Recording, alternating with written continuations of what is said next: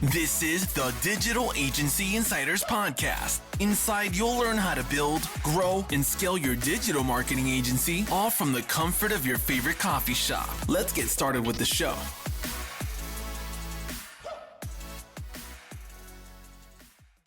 All right. Hey, everybody. Welcome again to the Digital Agency Insiders Podcast, the podcast that gives you a little inside look into how entrepreneurs built and grew their digital marketing agency.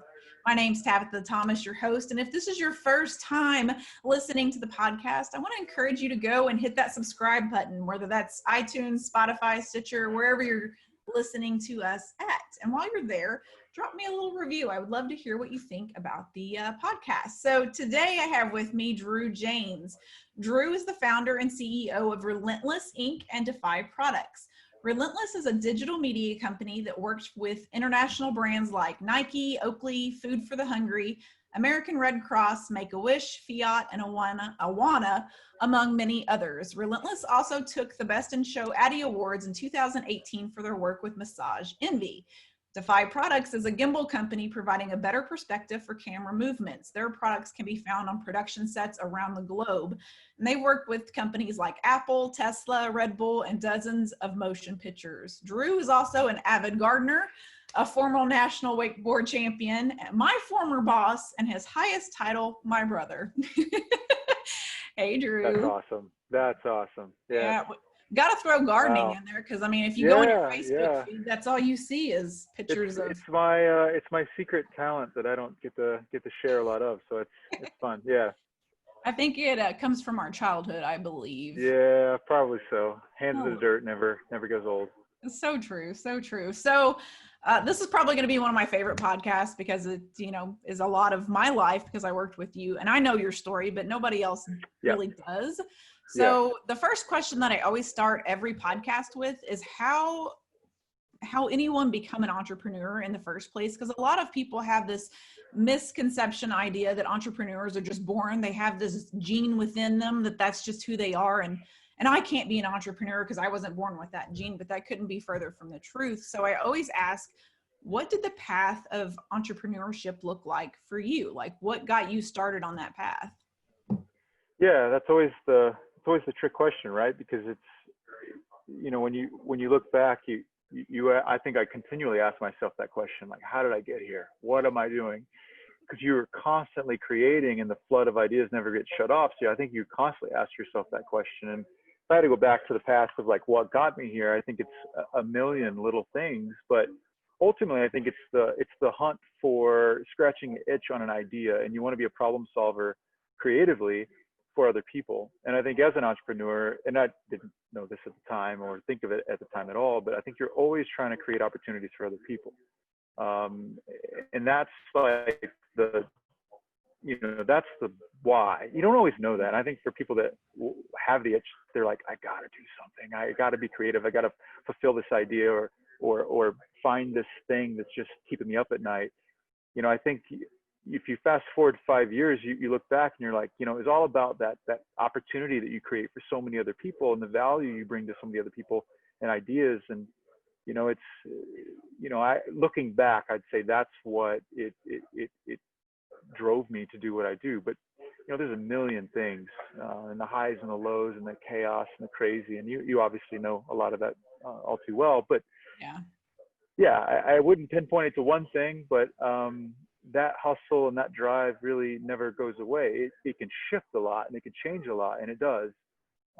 We've started multiple companies and businesses, and we've sold a few in our past, and had kind of pivoted and changed, and that's kind of part of it as well. You just keep rolling with the punches. So it never changes; it just shifts. That's exactly right. Yeah, exactly right.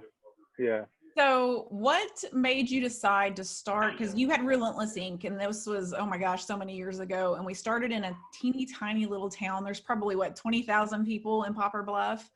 And you were 20, I'm guessing. I don't remember. You might've been younger than that. I didn't either. Yeah, I don't know. Yeah. So what in the world made you be like, yep, I'm going to start my own business? Like, I have no idea. That's a terrible idea. Who would ever? No, well, okay. So it all started when I was when I got out of high school, so if you've got listeners that are really young, you know, I think it started realizing we grew up in a small town, and I actually grew up in agriculture and ag technology, which is actually a really cool industry. You just don't think that when you're in it. It's so true. The grass is always You want to know greener on something the other funny? I did a podcast episode like 2 hours ago, and the chick was she owns her own marketing firm, and she is amazingly talented in the financial industry. She's got a degree in ag science, like dirt management. Yeah. It was really, awesome. I was like, wait, what did you just say to me? Yeah, it's a pretty killer. I mean, it's a pretty killer opportunity to grow up in, because you really value things that you don't ever get an opportunity to value later in life. And so that foundation's like incredible. That's also why I like the garden. But I think coming out of high school, I wanted to do everything but that, right? I wanted to find opportunities, and I loved, wakeboarding. You mentioned that earlier, which is funny. Talk about a shift and a change. Like, I haven't done that in a long time, but I'd love to. But I think it was just always wanting to, to tell stories. And for me, it was, it started with video and being able to film wakeboarding. And we did a lot of competitions and announcing. And then I thought, all right, I want to go to film school. But then I'm like, okay, I can't afford film school. So what do I do in the meantime? So I thought, this is part of what makes an entrepreneur an entrepreneur. So I think, well, while I'm waiting, how about I do a video? How about I do 2 videos? And so that first year, I'm going to college. I'm hustling on the side. We're creating, these are things I'm not super proud of. Not that they're bad. They're just whatever you can do, like to pay the bills, and to buy a camera, to buy the editing tools, to get, to hustle it up. So yeah, we just started doing it. And by the second year, I was like, I'm saving enough to get tuition. Why don't I go a third year? And it doubles and it triples and quadruples. And this, you were in the early stage of that, and we just kept growing. We opened up another office the next year. We hired 4 people the next year. We opened up a third office. A few years later, we had, one time collectively between all the businesses, we had 22 employees.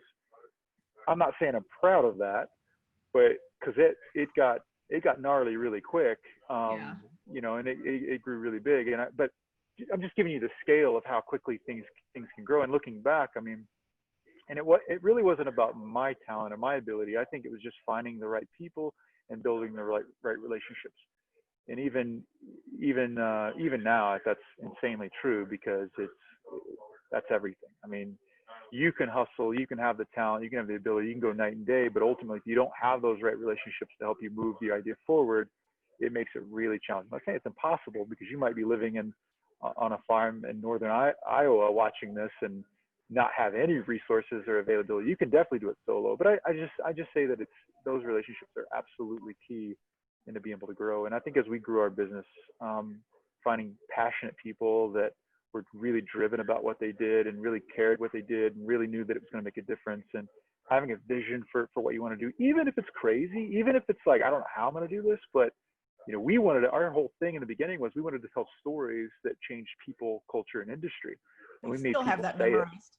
We made people say it, not to be like cultish, but be like, I want to know, like, I never want to forget why we're doing this. Like, does the story we're telling actually change people's, idea about life or about business or about what they're doing? Can we change people, culture, and industry through our stories? And we all kind of carried that, and that birthed another company, which was, we started drones. Back in the day, they weren't even called drones; they were called multi-rotors. And we started flying multi-rotors. This is like, the guys here in the office, like we started it from nothing, back before they were all manual. There's no GPS, no automation. And we launched a company for agriculture technology to fly drones in fields. And then we launched a film side of things. And then we launched a gimbal business. Then we launched the cable cam side of things. And but all of that came from that same group of people that had those same qualities and that were driven. It was, that's the success in the story, is for any entrepreneur, is to really surround yourself around people that just completely can push you in the right direction and motivate you, because there's those massive ups and those massive downs. You gotta find ways to level them out. So very true. So very true. So going back a little bit to the beginning, when we first started the company, and it was this little bitty office, and we're in a small town, what was some of the first steps that you took on finding local clients? Because I remember one of our first big clients for us in that moment was the bank. that was one of our best clients and one of our biggest clients then. And now looking back, it was like, wow, that was so little, but it seems somehow. Yeah. Well, so I think it always comes in phases too, because for people that are starting any, and it didn't have to be a creative business. I mean, you could do knitting, as a startup, and I think it's just, we saw it in phases. So I was like, okay, what can I do right now that can generate revenue, that puts food on my table, that buys the next thing to go do the next thing, right? Mm-hmm. The progressive, we call them bake sales back in the day, because it's like, we're not super proud of it, but it generates revenue to go do the passion work.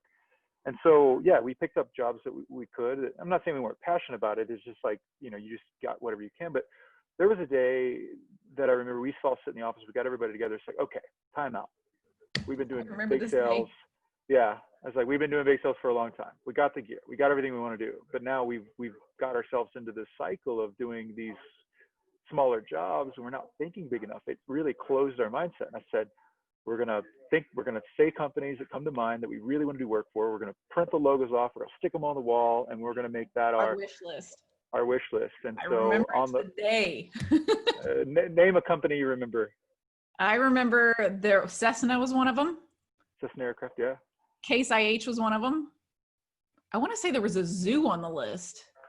Am I crazy? Was there a zoo on the list? I don't remember all of them. Those are the two big ones that I wanted to pursue, just because of the background and kind of some of the things that are going on. I mean, there was quite a few, but fast forwarding, we basically had those on the wall, and lo and behold, because it's weird, because I think when you have the right, not to sound all whatever, but like when you put the right energy and the right people with the right, it just starts attracting. We had these logos on the walls, and guess what? My phone rings from our good friend, Boyd Vansel, a small town. We grew up in the same thing, grew up in agriculture. He's like, man, I got the shoot coming up, whatever, Case IH is coming down, and boom, there's our opportunity. Open door just happened, and we ran through it. Hardly any budget. It actually rained on the shoot. So imagine and put yourself in these shoes. Like, this was our first opportunity to really do what we said we were going to do, but there's really no budget. I got to drive 3 or 4 hours. It rains on the shoot. So we basically had a cannon. And I said, no, time out. I realize it's raining. We got this brand new piece of equipment. Let's talk about how well it works in the rain. And Boyd's like totally supportive, and he's set the whole thing up and hustled this whole thing. So we're out in the rain shooting, and actually we turn it on its head and actually make it a positive. And, I ended up getting my truck stuck, and just, it was muddy and absolute chaos. And we get back, and I get a call from corporate saying, hey, you guys shot this video. Like, man, you guys really kind of saved the day, because we have this content that we can use for the show coming up, and we don't have anything. That gave us the opportunity to bid on the whole next year's projects. Fast forward almost 9 years to this day, we're still doing that contract. And I think that just goes back to say that, like, relationships. If you don't manage that, you don't have anything. And I think that those relationships back in the early days, and those opportunities to just say, look, we took a bad situation, turned it into an opportunity, did it, but also managed that for 9 years to continue that. And that's, there's so many ingredients in that, from just casting vision, say what you're going to go do, yes, hustle it, but also, cater that and manage that and protect that for so long. So I mean, there's a lot to that, but that's that's one of my favorite stories when people ask me about working with Relentless. And I remember that day so very clearly, because it was just like, we'd say some business, and it was like, it was bigger than what we were going after, but you were like, nope, bigger, just keep going bigger and bigger. And we're like, are you crazy? Like, we're this little agency who are we to pitch this big, corporation? And you're like, we're going for it. And I'm like, well, and back then we had quotes on our walls from people we admired, from, architects and designers. And Steve Jobs had a quote on our wall that says, be a yardstick of quality. People aren't used to an environment where excellence is expected. That was almost exactly 9 years ago. We fast forward, and we're able to work directly with that team to build customized product for the Steve Jobs Theater. And it's just like absolutely mind-boggling to think in that short amount of time, we went from cornfield, Apple product launch, and I'm totally humble, because it kicked my rear end. It was the hardest thing I've ever done, and so much work went into building.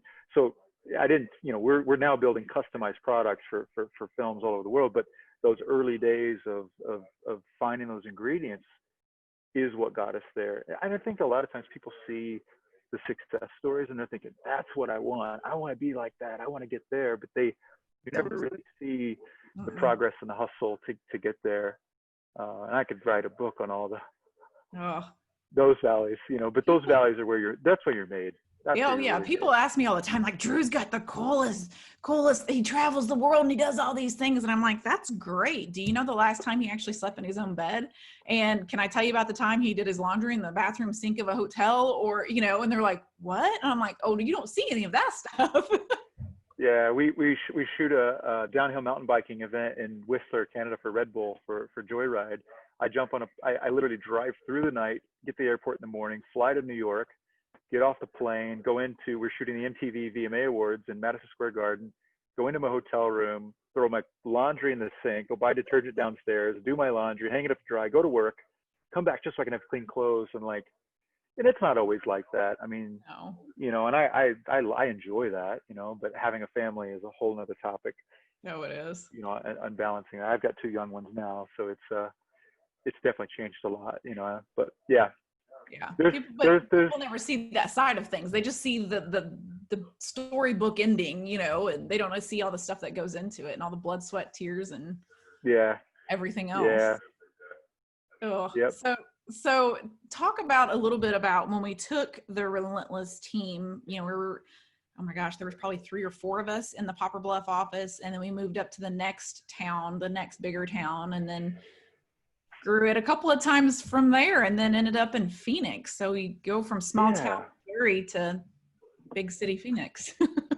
Yeah. Well, so basically we had a growth mindset, and that's not always a good thing, but always wanting to grow and push things. And I think, the next town was a small town in Missouri called Jackson, Missouri. And I had some good friends there. We ended up moving there, getting help on an office space. And again, same type of thing. When you put the right, mindset and vision towards something, I love the phrase, the world steps aside for the man who knows where he's going. And that's the truth. I love that, because it's like we basically moved there, had no agenda, no ability, really no money, just vision and drive. I mean, Haley and I actually moved there. Rent a house. You managed the other office. We moved there. We're literally unboxing all of our stuff, and this guy comes jogging down the street and thinks, "Oh, look at these guys!" And he just walks in, he's all sweaty, and he's like, "Hey, I just wanted to get some water. Do you guys got any water?" And we're like, "I don't think so. We're just moved here." He goes, "Oh, what do you do?" I was like, "Oh, we're a film and digital media company." He goes, "No way." I was like, "What do you do?" He goes, "I just graduated from Full Sail University, a film major, the school that you wanted to go to in the country." Yeah, I'm just like, wait, what? In a small town? How does that happen? How is that even possible? In a small town like that, the fact that no one even came in that door, because we just opened and this guy just randomly jogged in. Fast forward like 6-7 years. I mean, the guy's been with us for a long time. He's no longer with us. Him and his wife had moved on. Amazing couples doing amazing work, but he literally helped launch the entire business into definitely a more professional realm of production and post-production, because that's what he was trained on. And it's just insane, like how those opportunities just kind of, I don't say fall in your lap, because they don't. Falling in your lap means you're sitting and things just fall on you. And you're like, oh, no, we physically got off our rear ends, moved, rented a place, opened up the box, and the door literally was opened. Yeah. Literally. So, and I think that just, it's not luck. And I think it's just, I love that side of the story. So for fast forwarding to Phoenix, we grew a team there. We did a lot of design work at the time, a lot in the web. We were doing mostly production, but fast forwarding, we basically moved to Phoenix because we started doing a lot of work out there and absolutely fell in love with the weather, the people, and everything. Yeah. And Haley and I, my wife, we just basically said, you know what, we're going. And we came back. I remember we came into the office one day in Jackson or Cape at the time, and I just said, hey, we're moving, and you're in charge. You guys call us if you need us. We're out of here. We packed up the car and we literally moved. Yeah. Again, no money, no place to live. We stayed in the lady's house we met on Craigslist. went and found office space, and boom, fast forward another, I've been here 7 years, and almost that entire office literally moved out here. I start to say, but what's crazy is that the whole team packed up within 1 to 3 years and followed you out there. It was like, no, I want to live there too. Everyone but me. Yeah. I stayed. Yeah, that's probably smart. Family. Yeah, well, yeah. Both I don't ways. miss mosquitoes though. Gosh. Yeah, I don't blame you. I'm a little jealous of your weather right now though, because it's been cold here. Yeah. Oh, well, it's nice and hot. So Anyway, that's there's a lot more to it, but yeah. Yeah, so that's the story to get us to Phoenix.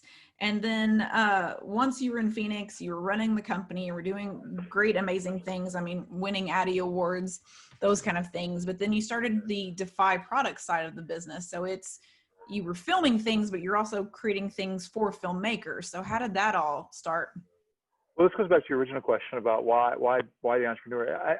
It's because we're always trying to problem solve. We were out in cornfields shooting with drones back before they were even drones, and back before they were even a thing. You know, we were putting cameras on homemade like helicopters, literally. I mean, that thing. That is a 4.5-foot helicopter. It's in my ceiling because it's in the museum of things we put cameras on to fly. I mean, it's to remind us of our history and our past. So. It goes back to problem solving, and we decided that, you know, we found this technology, we assembled this team, we started building gimbals to stabilize our shots, we took it to a trade show, people saw it, fell in love with it, how do we buy it? And oh my gosh, the first year we didn't even have a company, we just basically called it the Relentless Gimbal because we didn't have a name, and the emails started flooding in, and we realized we got to start a company, called it Defy. Sold gimbal and sold $1 million of product in our first year. And again, sounds amazing. It was terrible. It was because crazy. You're starting a company that you never really intended to go. And not that we didn't intend it. It's just that we didn't expect it to happen that fast. You had to scale from 0 to 100 in a week, and we did. Well, didn't you land in a magazine after that NAB show? It was like you were blog. Yeah, we were in a blog, and it just took off. Yeah. I mean, and our whole goal was to just solve problems and develop products for other filmmakers, and that kept going. So then we bought CNC machines, we started making our own machinery, we hired a CNC machinist, we got a designer, we got an assembler, and then that's when it grew to 22 people within just a few months, and we fully assembled, manufactured, designed. We did all our own campaigns, all our own videos. We were traveling. We had, you know, The Voice picked it up and did their behind the scenes on The Voice, and we were on like all these, you know, live TV shows. It just, it took off. And a buddy of mine, Jason Monroe, came in. We did Baja 1000, hanging out of a Baja truck for 2 days, shooting, you know, and that launched a whole nother realm of product. And it just kept going, you know, and it just was crazy, wild ride. And that lasted like 3 or 4 years until we pivoted, and we had to get our act together and really, you know, you're forming a really large global business, whether you want to or not. It's happening, and you really have to change from just being an entrepreneur launching an idea to actually now we're talking about transition between idea starting a business to running a multi-million-dollar business, and actually those are night and day difference. Yeah, they are. And I think that's the creator and the integrator are the two pieces of that puzzle that without it you don't live very long. The creator is not all things, and I think the sooner you realize that, the better you are. It took me a very long time. Yeah, it's a process for all of us. I think no matter what we're going through in life, it's just a process. Yep. I love it. So of all of the stuff that you've done over the last several years, what has been your most favorite things that you were doing in the business? With all of it combined? All of it. Well, I think the favorite thing is building custom solutions for crazy problems. We took a 200-300 pound, $1 million camera system over an ocean in Hawaii for a VR project. We got in a helicopter, flew to some remote part of island in Hawaii, and stretched this cable cam solution out to get this VR project. Customized solutions to move cameras in the most expensive theaters in the world. Wink, wink. We were able to fly a 200-pound camera system for a Supercross event recently you know, with some of these guys here, and yeah, it just goes on and on. I mean, those projects, those really cool projects, it's fun, you know, and you're just it's insanely stressful too. Oh my gosh. We built a system to fly a cable cam over Leonard Skinner during one of their big concerts, you know, in Hawaii as well, and all these crazy. Just don't fall on their head. Don't fall on their head. Oh man, we build some incredible systems that are insanely safe, and the engineering that goes into the systems, and our partners in the UK. So we kind of the fourth phase of that is the UK office, which is really the brains of the operation for the engineering and the design side of the business. Has been our lifeblood. You know, where we're more the brand, sales, marketing, and out in the field, where they are more engineering and design, and those two hands working together is really what's made us grow really quickly. And so we have an incredible team there with Andrew and Lindsay and the UK team, and they're doing a lot of really cool products. So this whole story is just kind of evolving. I feel like by the month. I wish I could tell you all the things we have up our sleeve right now that are just sitting a few feet from me that are absolutely insane. So we work primarily in the broadcast and the film industry, whereas Relentless, from the old stories, I mean, it's still up and going. We don't service many clients because we've put a lot of energy and time into the product side, because that's a personal passion of mine. But we still service Case IH, some of those service companies. So that's been really fun. But it's hard to answer what's most enjoyable, that's for sure. Yeah. Yes. So is there any piece of advice that you could give somebody that's wanting to start their own agency or their own business, regardless of what that is? Anything that you can give them to help them along the journey? Yes, there's a lot you can give, and I think it's just picking out. It depends on what they want to do and where they want to go with it. But I think it's true for all people. Is like, I think the number one thing is the why. You know, people don't buy what you do; they buy why you do it. You know, and I think that without the why, you don't have that true north. And I think your own personal compass is the thing that keeps you driven when you don't feel like it. Because the thing is, you're going to be excited right now about your idea. You're going to get up in the morning. You're going to hustle that thing. But there will come a day, I promise you, that either slows down or it goes away because of the hardships you face on a business idea. And so then what? What fuel do you have left in your tank? And that true north is that compass of why you're doing what you're doing is the one thing that will keep you grounded and keep you energized when those times comes. And amazing as some of these stories I'm telling you are, they're also the scariest time of my life. They're also the darkest times of my life. They're also the most challenging financially that I've ever been in. So as exciting as they are, I could also tell you the other side of things. And so with any ideas, you're starting a knitting company in Northern Iowa, it's the same thing. And I think having that, having that true north is probably the most important thing. And it's not always easy too to say to somebody like, know what you want to do, know where you want to go. It's not just about finding your passion and doing that. I think it's much, much deeper than that. And that's a process and that's a journey. And I think for me, I've had to have help. I've had to ask for help in finding what that is and making sure I'm always reminding myself what it is that I truly want to solve problems, or am I trying to just generate more revenue for myself? Am I trying to build my own kingdom, or am I really trying to help other people? Mm-hmm. And you have to keep yourself in track and be willing to correct. You know, I think the other side of that is like, get checked and correct. So when you check yourself, how do you do that? Do you have like trusted advisors and trusted people in your corner that you turn to? Yeah, absolutely. And I think that sometimes, that circle is very small, by the way, of people that you can actually get truth from and be willing to turn and make shifts and changes, even though you might disagree or think it's hard. And I think take everything with a filter. I'm not one to take the advice, that's it, let's just go run with it if it's something that I'm doing wrong. But it's like, okay, let me think on that for a while. And I'm like, you know what, you got a point. Let's evaluate that. Let's run that through the process. I need to do some changing. And I did. I went through a lot of it even recently. And that's what's just not only helped me and like saved me, so to speak, from going down the wrong path, but it's more so of like really redirecting why I'm doing what I'm doing and making sure I can take all that original passion and drive and make sure it stays focused and it doesn't just get scattered, because creative people are like, oh, this is amazing. And then I wake up tomorrow and like, actually, this is amazing. That needs to stop. Okay, actually, no, that's dead. There's new things where I really want to spend my time. And that is just, do that for 5 years and I'll tell you what your future might look like. Yep. I did it. As I say, I think you just described yourself like the last 3 years that I worked with you. Yeah, yeah. All the Yeah. different companies and all the different things. So how did you find your trusted advisors? I mean, are you talking to other business owners? I mean, how did you come across the people that you just...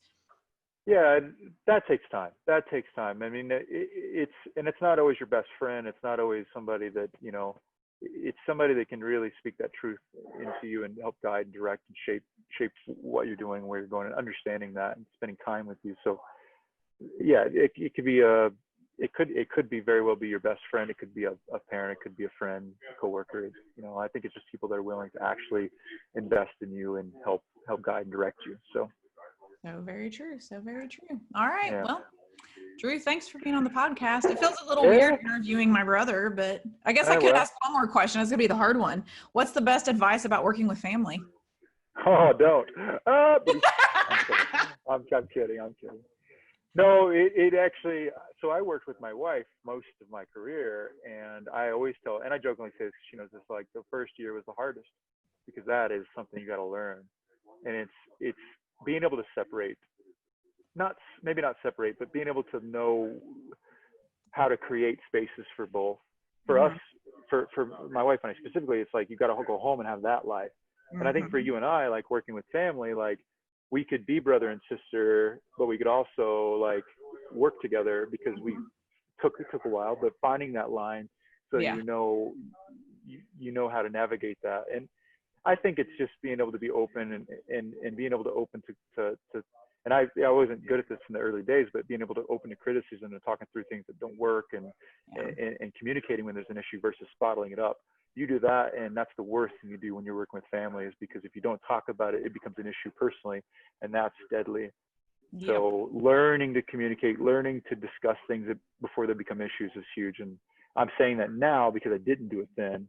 Yeah. Not that there was issues. There was never issues. but issues around, work. And I think that's where it gets tricky. So with other people, you go home, you can just shut it off for the day, but when it's family, you don't get that option. So, you just got to be willing to go the extra mile in communicating. Yeah. I always said it was always like wearing a different hat. Like, which hat did I have on? My employee hat or my sister hat? It was like, which one are we doing today? You have to keep spinning, Yeah. Just spin it around. Yeah. So, all right. Well, thanks for being on the podcast. I appreciate it. It was fun. All right. Yeah. Well, you got it. All right, guys. We'll see you later. You've been listening to the Digital Agency Insiders Podcast. For more tutorials on growing your digital marketing agency, make sure to visit digitalagencyinsiders.com.